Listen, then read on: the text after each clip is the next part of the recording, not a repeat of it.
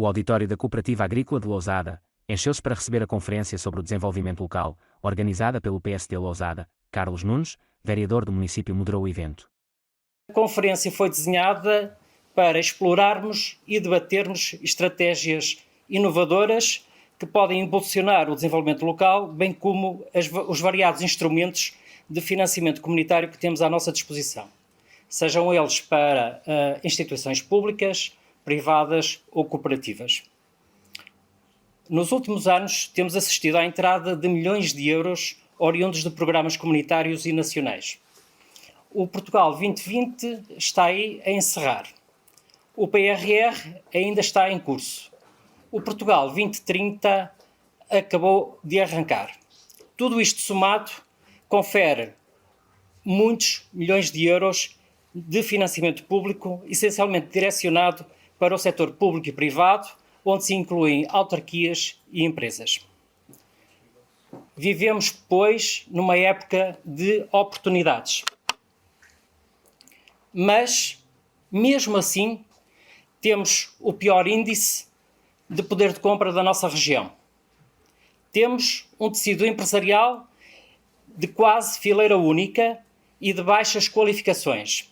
Refiro-me indústria têxtil, calçado e mobiliário, construção civil e agricultura.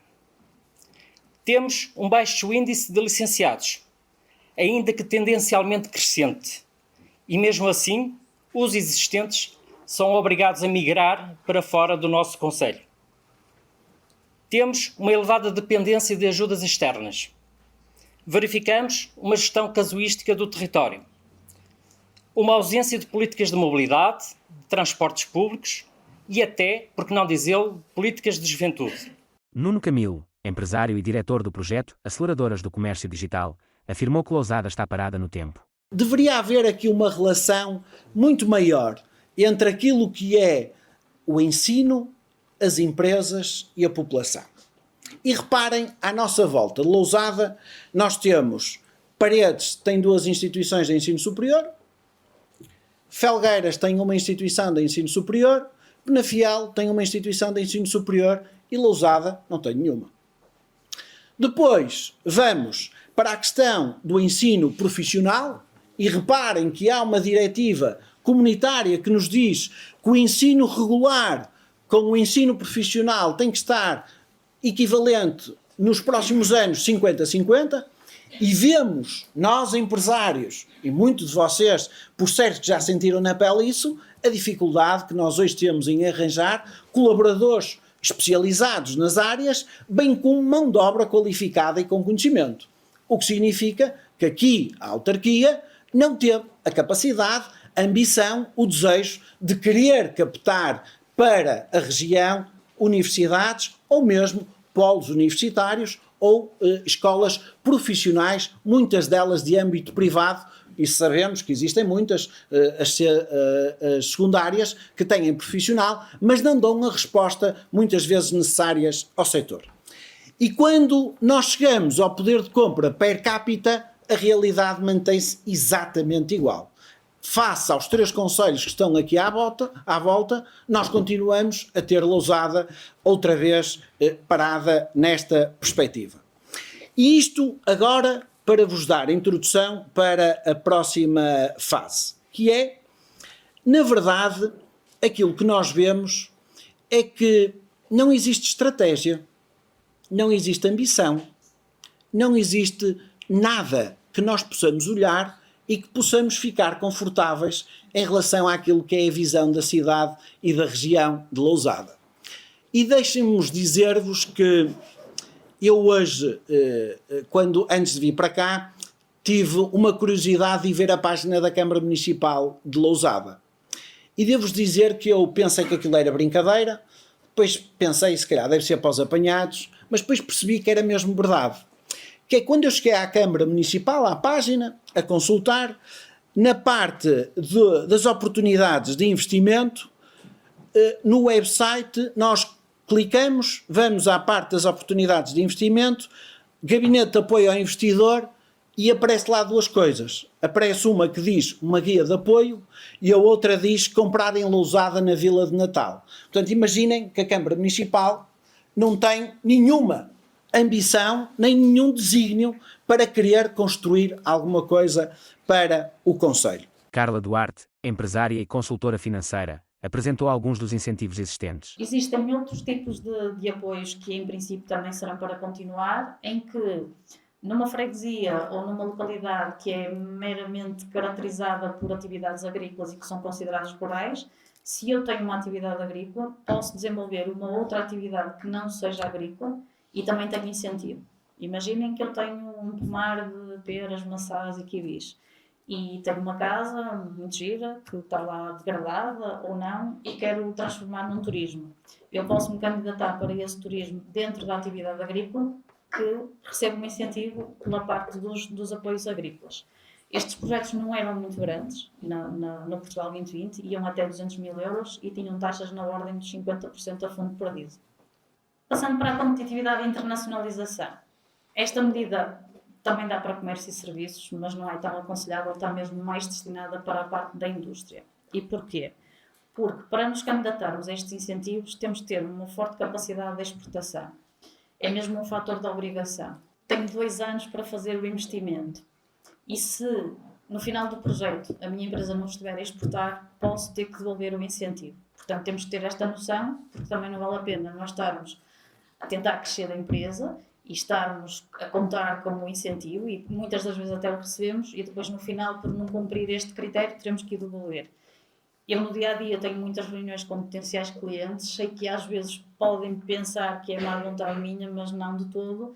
Se eu vir que a empresa não tem capacidade de exportação, que acontece muito, sei lá, um mecânico, uma pequena mercearia, não tem clientes espanhóis, britânicos, franceses que vêm cá diariamente fazer compras. Portanto, é impossível terem a exportação. Nessas situações, é preferível não nos candidatarmos a esta tipologia de incentivos, porque tem que ter sempre esta obrigação. Abordou ainda os estágios profissionais e as suas vantagens. Um estágio profissional é um período de aprendizagem em que a pessoa está na empresa durante 9 meses. Não é só para licenciados, como muita gente pensa. Tenho alguns clientes do comércio que dizem até precisava de uma pessoa para o balcão, mas um licenciado não faz sentido, mas não tem que ser licenciados, ok? A pessoa tem que ter a escolaridade mínima obrigatória para a idade que tem. Agora são 18 anos, é o 12º ano, não é? Para os miúdos. No meu tempo era, acho que, o 9º ano ou o 6º, portanto, se for uma pessoa da minha idade só tem que ter essa escolaridade e já se pode candidatar. O que é que a empresa recebe? A empresa recebe uma bolsa durante esses 9 meses que pode representar 60% ou 80% do valor da bolsa. A bolsa é definida pelo Centro de Emprego. O primeiro estágio que nós temos na empresa recebemos 80% do valor. O segundo, o terceiro, o quarto e por aí fora recebemos sempre 60%. No final dos 9 meses não temos qualquer compromisso para com a pessoa, nem de manter o número de postos de trabalho, porque é mesmo um processo de aprendizagem, de um estágio, não há contrato de trabalho sequer, há um contrato de estágio. Portanto, a única semelhança que tem com a situação do contrato é que se paga os descontos da Segurança Social, mas não há mesmo qualquer tipo de obrigação. E é uma boa oportunidade que as empresas têm de conhecer a pessoa sem correr riscos. E eu gostava de colocar 2 questões à Carla Duarte. Uma na área das confecções, vestuário, e outra na restauração. Eu gostava que a Carla Duarte nos pudesse elucidar, dizer-nos aqui quais são os apoios que há em termos de fundos comunitários para ajudar o setor das confecções, até porque sabemos que este setor atravessa algumas dificuldades, tal como, por exemplo, o setor do calçado também abrange algumas empresas de Lousada, porque em Lousada também existe a indústria do calçado. E um outro setor, o setor da restauração. Estão aqui alguns empresários e comerciantes que trabalham na área da restauração, têm os seus negócios. A pergunta é também que apoios comunitários existem para este setor. Sim. Bem, em relação à área do têxtil e todas as indústrias, isto no limite, todos estes incentivos que eu falei dão para essas indústrias. O que é preciso fazer é termos uma coerência e uma estratégia que faça sentido para a nossa empresa. Não me vale a pena estar a fazer um projeto de investigação e desenvolvimento se não quero inovar em nada, mas pegando na situação dos quispos, que se calhar é um exemplo que consigo atravessar as candidaturas todas. Vamos supor que nós agora fazíamos uma sociedade e comprávamos essa marca. Então podemos fazer uma candidatura de inovação produtiva porque queremos fazer uma fábrica de raiz e equipá-la toda para fazer a produção. Passado um ano, queremos começar a fazer...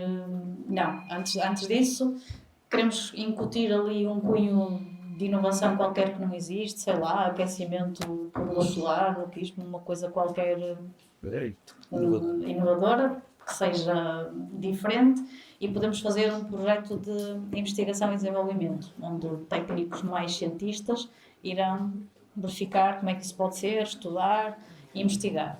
Depois, isso até correr bem, e nós chegamos à conclusão que temos ali um bom produto, podemos internacionalizar. Podemos começar a fazer missões internacionais, podemos começar a fazer feiras, podemos começar a... Eu não falei na parte da internacionalização, mas isso também é possível. Podemos fazer as chamadas missões inversas, que é, podemos convidar, como o quispo que nós criamos tem aquecimento central com luz solar, podemos convidar imensos parceiros dos países nórdicos a virem cá à nossa fábrica, verificar como é que a produção decorre, e todas essas despesas também são financiadas. Podemos contratar pessoas licenciadas pelos recursos humanos altamente qualificados, que temos 36 meses de salário pago em 50%. Podemos contratar recursos humanos pelo IFP. Podemos fazer um projeto mais pequeno pelo base territorial. Portanto, temos enquadramento em tudo. No setor da restauração, poderia dizer também que dá para tudo, mas não, porque a coisa não ia correr muito bem. Se calhar, um projeto mais pequeno no base territorial, cobre as despesas mais básicas de um restaurante normal, de um bom restaurante, porque uma inovação produtiva já requer um investimento muito grande, já obriga a contratar uma série de pessoas, alguns com licenciatura, se calhar não é mais aconselhável, mas o da base territorial sim será uma boa solução, e por norma é dos setores que mais recorrem a este tipo de candidaturas. A parte da formação também, para cumprirmos com a legislação em termos da formação, em termos da equipa mais motivada e mais qualificada. A parte do marketing dentro da base territorial também é importante, porque quase todas as empresas têm, quem não comunica não existe, e nós temos que comunicar. E a parte das redes sociais e do site e das apps, isso é muito importante, e essa despesa também é elegível. Portanto, tirando a parte da internacionalização, que acho que não faz muito sentido para um restaurante, todas as outras medidas têm enquadramento. É uma questão de nós termos a sensibilidade do tipo de investimento e do valor, de optar por um projeto maior e vamos a uma inovação produtiva e temos que ter a exportação, ou então um projeto mais adaptado à nossa realidade e fazermos a base territorial. Não estou com isto a dizer que somos pequenos, atenção, mas a taxa de exportação de um restaurante na nossa região é mais baixa, como é óbvio, não é? Lionel Vieira, presidente do PSD Lousada, destacou a importância dos fundos comunitários para o desenvolvimento do concelho. E dizer-vos que os fundos comunitários da União Europeia têm sido e vão continuar a ser decisivos para o desenvolvimento de Lousada, quer os aproveitados pelo município, quer aqueles que podem ser aproveitados e têm sido aproveitados pelas empresas, pelas instituições e também pelos cidadãos. Com esta iniciativa, o PSD de Lousada quis dar o contributo para permitir que os cidadãos, que as empresas de Lousada, que as instituições de Lousada saibam quais os apoios comunitários disponíveis para a prossecução das suas atividades, bem como aceder a esses financiamentos. Entretanto, porque quero ser breve, dizer-vos o seguinte: estamos a construir equipas e o projeto para as eleições autárquicas de 2025. Estamos, obviamente, também, tal como hoje, a ouvir os lousadenses. E vamos continuar, agora nas freguesias, o ciclo de conferências que denominamos de Lousada que Futuro. Nestas conferências têm participado e vão participar cidadãos de Lousada que connosco venham falar do futuro de Lousada, das ideias e propostas que defendem para o desenvolvimento do nosso concelho. Estes contributos, meus amigos, são fundamentais para elaborarmos o nosso programa eleitoral autárquico que apresentaremos no próximo ano. Sim, estamos a trabalhar para que no próximo ano a mudança seja efetiva aqui em Lousada. Todos sabemos que os dirigentes do Partido Socialista lideram o município de Lousada há quase 36 anos. Esta, entendemos nós, e esperemos que todos vós, é a hora da mudança. Por isso estamos aqui para construir essa mudança, para construir um futuro melhor para Lousada e para os lousadenses. Obrigado pela vossa presença. Carlos Abreu Amorim, secretário de Estado Adjunto e dos Assuntos Parlamentares, salientou que o governo procura diminuir a desigualdade territorial. Há muitos problemas neste país, todos sabemos. Alguns são estruturais, são aqueles que se mantêm governo após governo, uns vão-se agravando, outros vão-se resolvendo. O Nuno Camilo falou há pouco da questão da natalidade, que tem tido vários programas. Enfim, temos de convir, nem todos eles com grande êxito. Outros problemas, enfim, de funcionamento dos serviços públicos, de um ou outro agravamento de problemas que foram, enfim, quase que diria, não propositadamente, mas às vezes parece que uma questão da imigração sem freios, enfim. Mas há um problema tremendo neste país. Eu diria mesmo que nos 27 Estados-membros da União Europeia, Portugal é aquele em que esse problema talvez seja o mais dramático em comparação com os outros 27 Estados-membros. É o da desigualdade territorial. Fala-se muito das desigualdades sociais. Pessoas que ganham muito, pessoas que ganham pouco, poucas pessoas que ganham aquilo a que nós chamamos a classe média. Mas, de facto, num território que não é um território assim tão pequeno, no espaço dos 27, estamos mais ou menos a meio da tabela. Há países muito desenvolvidos que têm um território e até uma população bastante inferior à portuguesa, outros têm territórios muitíssimo maiores. Nós portugueses gostamos muito de nos comparar, às vezes, em primeiro lugar com a Espanha, que está aqui ao lado, depois com a França, e ficamos logo a perder com a sensação que pequeninos que nós somos, mas não somos assim tão pequenos no contexto dos 27. Mas uma coisa vos posso dizer, se olharmos para as desigualdades territoriais, somos gigantes, somos continentais. Se nós fizermos uma viagem do litoral para o interior, em 60, em 100 km, atravessamos continentes de desenvolvimento, de rendimento, de poder de compra, como não existe comparação em nenhum país dos 27. E esse é o problema que nós vamos tentar resolver também com os apoios europeus, e o Governo está a trabalhar nesse sentido. A falta de coesão territorial é um dos maiores problemas estruturais deste país. Não somos um território homogéneo e a desigualdade de oportunidades é transversal em quase todas as áreas. A coesão territorial não se reduz a um problema económico.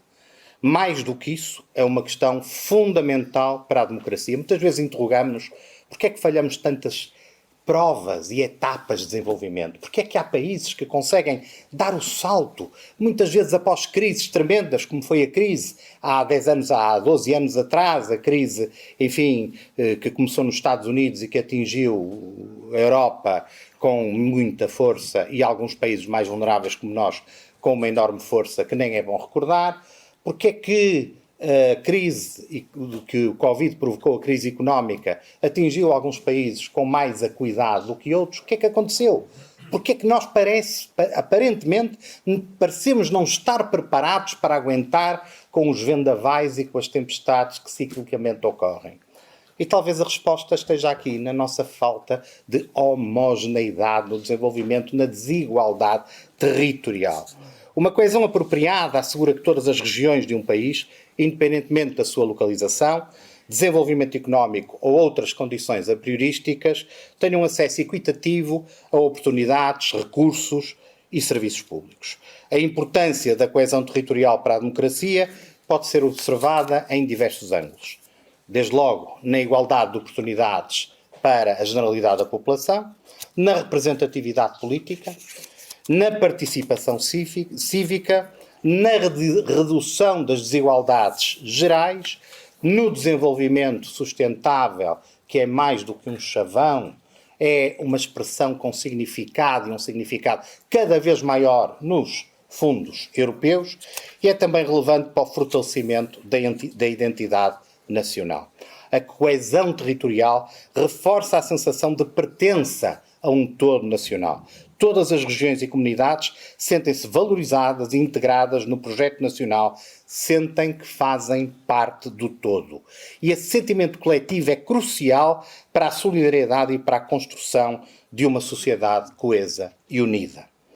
Para concretizar a coesão territorial, contribui ainda a eficaz utilização das estratégias e dos instrumentos de financiamento europeu para o desenvolvimento local. Estes fundos permitem a implementação de projetos que, de outra forma, não poderiam ser viáveis por falta de recursos financeiros. A gestão responsável e eficaz destes instrumentos europeus pode trazer inúmeros benefícios como aqui, aliás, abundantemente se provou hoje. Designadamente na melhoria das infraestruturas, na promoção da coesão social, no desenvolvimento económico, na preservação do património cultural, mais uma vez na sustentabilidade ambiental. Devo dizer que, para além dos instrumentos financeiros de coesão, os quadros de apoio financeiro têm relação direta ou indireta com o European Green Deal, isto é, com o Pacto Ecológico Europeu e com a luta contra as alterações climáticas, hoje assumem uma importância fundamental. Estão abaixo dos fundos de coesão, mas estão abaixo dos fundos de coesão por algum tempo, dentro de alguns anos provavelmente vão acabar por os superar. Têm importância, não há dúvida nenhuma, na capacitação e na educação, na capacidade de investimento em programas de formação e educação que melhora as competências das populações e as torna mais competitivas e preparadas para os desafios do mercado de trabalho. É, pois, essencial uma abordagem estratégica na utilização destes instrumentos que assegure que os fundos sejam direcionados para as áreas que realmente necessitam, maximizando o seu impacto positivo. E depois há a questão da transparência e da boa gestão dos recursos, em que Portugal não está tão mal colocado como muitas vezes julgamos, mas de facto também não está assim tão bom como alguns exemplos que eu me escuso aqui de citar, mas que são conhecidos por todos, têm revelado inclusivamente nos últimos tempos.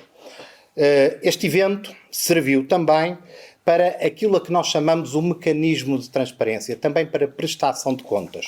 Quando nós ouvimos aqui intervenções sobre situações concretas que não têm que ser fulanizadas, mas o que fazer perante esta situação, qual o melhor caminho e a melhor estratégia, nós estamos a atuar com estes mecanismos de transparência para que a utilização dos fundos possa ser o mais adequada e o mais próxima possível. E eventos desta natureza têm o mérito de permitir contar também as boas narrativas, como aqui foi feito, mostrar os bons exemplos, dar palco às melhores práticas que podem e devam ser destacadas.